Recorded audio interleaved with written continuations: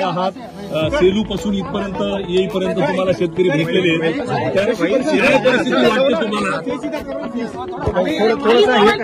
पासून आम्ही इथे परिस्थिती जी आहे छत्रपती संभाजीनगर जिल्ह्यापासून आता इथपर्यंत आलेलो आहोत आणि एकंदर हेच पाहायला मिळतंय की नुकसान हे भरपूर झालं, भयानक आणि शासनाकडून जी जाग यायला पाहिजे ती अजून आलेली नाही. आमच्यासोबत स्थानिक जे अधिकारी आहेत, मग तहसीलदार असतील, एसडीएम वगैरे हे सगळे फिरत आहेत. पंचनाम्याचे आदेश काल रात्री आमचा दौरा ठरल्यानंतर आणि घोषित झाल्यानंतर घटनाबाह्य सरकारने दिलेले. अपेक्षा हीच आहे की आज आणि उद्या ते पंचनामे झाले पाहिजेत, कारण जी विम्याची जी अट आहे 72 तासाची ती पूर्ण होऊच शकत नाही. जी ई पीक काही जे सगळे ते ऍप आहे ते अर्ध्या ठिकाणी चालतच नाहीये. मग पीक विम्याची जी हेल्पलाईन आहे 14,447 ते आम्ही 2-3दा फोन लावण्याचा प्रयत्न केला, सतत बिझी येतात. आणि मुख्य गोष्ट हीच आहे, आज इथे आल्यानंतर कृषी मंत्री मला वाटतं गावकऱ्यांशी जे स्थानिक बोलत होते, चिडचिड आणि ते गाडीतून उतरलेही नाहीत, मला वाटतं आदेश दिले काहीतरी असं सांगितलं. पण मूळ गोष्ट म्हणजे हीच आहे की तुम्ही ज्या कारणासाठी आलाय त्यांच्यावर चिडायला लागला तर मग कसं चालणार कारभार?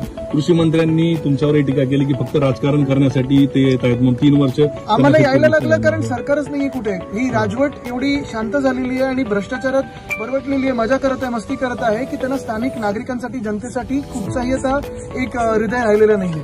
चला, मी तर हे सांगतो, आत्ता ह्या मिनिटाला मी आरोप करायला बंद करतो. तू मै नको. कृषी मंत्र्यांनी आणि घटनाबाह्य मुख्यमंत्र्यांनी आत्ता मदत जी काय ती जाहीर करावी. जी काही मदत आम्हाला पाहिजे, या शेतकऱ्यांना करून पाहिजे, ती आम्ही नंतर बोलूच दौऱ्याच्या शेवटाला.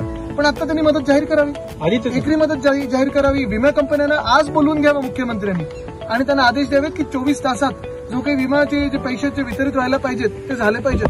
कृषी मंत्री धनंजय मुंडे यांनी तुमच्यावर आरोप केलाय की आदित्य ठाकरे यांना शेतीतला काहीच कळत नाही, बांधावर गेलेलं नाही, चार्टर्ड विमानात बसून ते बिलकुल मला काही कळत नाही. पण मला एवढं कळतं की आज माझा शेतकरी बांधव जो आहे तो हैराण आहे, त्रस्त आहे आणि त्याला मदतीला आम्ही धावलं पाहिजे. हे एवढं मला कळतं. बाकी मला शेती येत नाही, कारण काय कृषी खात्यात कशा बदल्या होत्या ते त्यांना जास्ती माहिती, मला कुठे माहिती.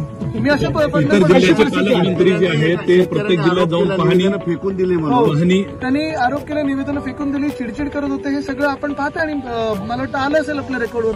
आज मुख्यमंत्री असतील, उपमुख्यमंत्री असतील, परभणीचे पालकमंत्री आता 3-4 दिवस झाले परंतु पालकमंत्री इथं आले नाही, इतर जिल्ह्यात येऊन गेले. आज नांदेडहून उदगीरला कार्यक्रमासाठी हे सर्वजण येऊन गेले, आले नाहीत. म्हणजे तुम्ही बघा, राष्ट्रपती महोदय खरं त्यांच्याकडून देखील आम्हाला एखादं स्टेटमेंट अपेक्षित आहे, कारण बघा ते सर्वोच्च पद आहे आणि जेव्हा त्या बोलतात तेव्हा अख्खा देश हलतो आणि जे काही सगळे अधिकारी असतात त्याच्यावर काम करायला लागतात. ठीक आहे, पण ते राष्ट्रपती महोदयात आम्हाला जे सगळं काही राजवट इथे आली होती घटनाबाह्य, इथे फिरकायला तर पाहिजे होतं. स्वतःचे हेलिपॅड वगैरे बांधून त्यांनी मजा मस्ती सुरू आहे, सगळीकडे कार्यक्रमामध्ये कॉन्ट्रॅक्टरसाठी उधळपट्टी सुरू आहे. पण आज इथे तरी यायला पाहिजे होतं. कृषी मंत्री असं म्हणताय की महाविकास आघाडीमध्ये स्पर्धा आहे मुख्यमंत्र्यांसाठी. उद्धव ठाकरे म्हणतात की मी स्वतः मुख्यमंत्री आहे, शरद पवार म्हणतात सुप्रिया सुळे मुख्यमंत्री आहे. कसं पाहतात त्याच्या? मी म्हणतो आता सगळे राजकारण 1 मिनिटासाठी बाजूला ठेवा आणि इकडच्या शेतकऱ्यांना मदत द्यायची.